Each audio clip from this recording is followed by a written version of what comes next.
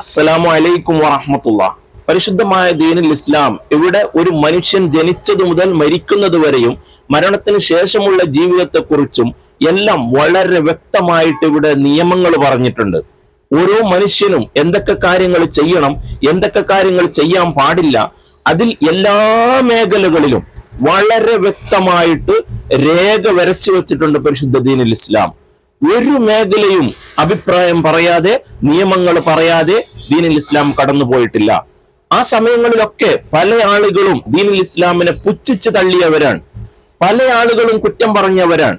ദീനുൽ ഇസ്ലാം എന്ന് പറഞ്ഞാൽ സ്വാതന്ത്ര്യം കൊടുക്കാത്ത മതമാണ്, സ്ത്രീകളെ വീടിനകത്ത് തളച്ചിടുന്നവരാണ്, ഇങ്ങനെ പല കാര്യങ്ങളും പറഞ്ഞ് പുച്ഛിച്ചവരാണ്.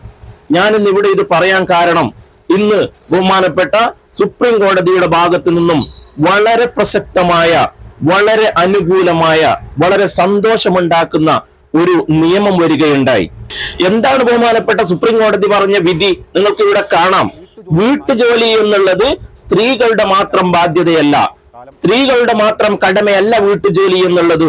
വീട്ടുജോലിയിൽ ഭർത്താക്കന്മാര് സ്ത്രീകളെ, ഭാര്യമാരെ സഹായിക്കണമെന്നാണ് ബഹുമാനപ്പെട്ട സുപ്രീം കോടതി എന്ന് പറഞ്ഞിട്ടുള്ള വിധി.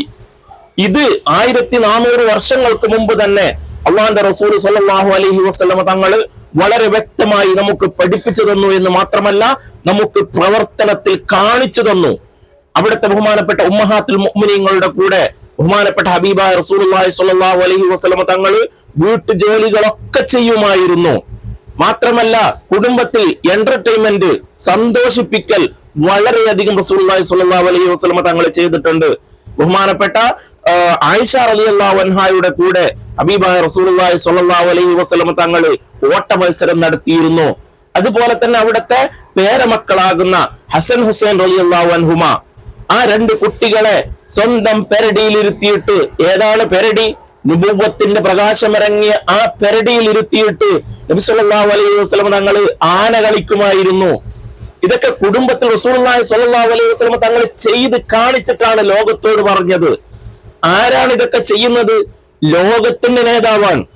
വെറും ഏതെങ്കിലും ഒരു പഞ്ചായത്ത് മെമ്പർ അല്ല, പഞ്ചായത്ത് പ്രസിഡന്റ് അല്ല, ഒരു രാജ്യത്തിന്റെ പ്രസിഡന്റ് അല്ല, ലോകത്തിന്റെ രാജാവ് ഹബീബായ റസൂലുള്ളാഹി സ്വല്ലല്ലാഹു അലൈഹി വസല്ലമ തങ്ങളാണ് നമുക്ക് ചെയ്ത് കാണിച്ചത്.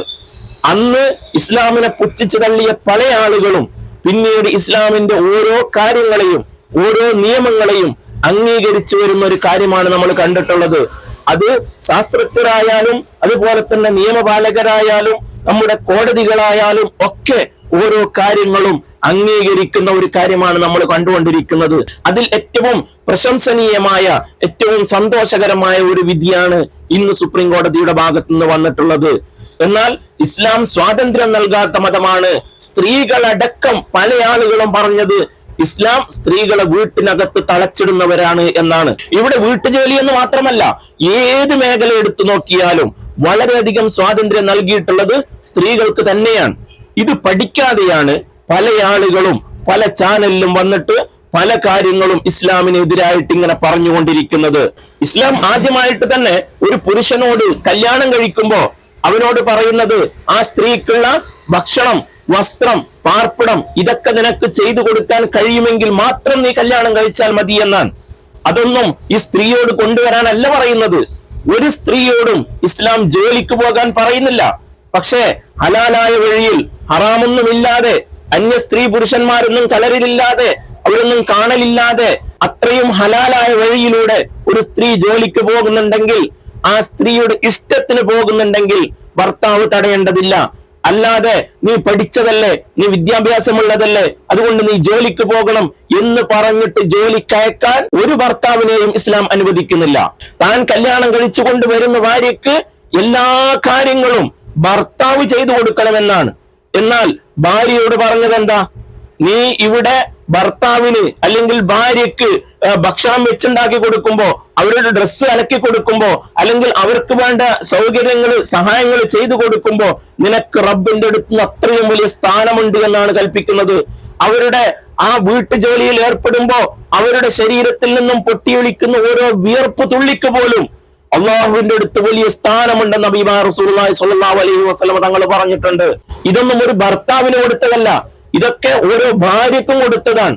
എന്നാൽ ഇതിനെയൊക്കെ കവച്ചു വെച്ചുകൊണ്ട് വീട്ടിലുള്ള ജോലികളൊക്കെ എടുക്കാൻ മാത്രമുള്ള ഒരു യന്ത്രമാണ് ഭാര്യ എന്ന് മനസ്സിലാക്കുന്ന ഭർത്താക്കന്മാർക്ക് അതിൻ്റെതായ ശിക്ഷയുമുണ്ട് എന്ന് നമ്മൾ ഓർക്കണം. വെറും ഒരു യന്ത്രമായിക്കൊണ്ട്, വെറും ഒരു ക്ലീനിങ്ങിന്റെ യന്ത്രമായിക്കൊണ്ട്, അല്ലെങ്കിൽ നമ്മുടെ വീട്ടു ജോലിക്ക് മാത്രമുള്ള ഒരു വേലക്കാരിയായിക്കൊണ്ടാണ് പല ആളുകളും ഇന്ന് ഭാര്യമാരെ കാണുന്നുള്ളത്.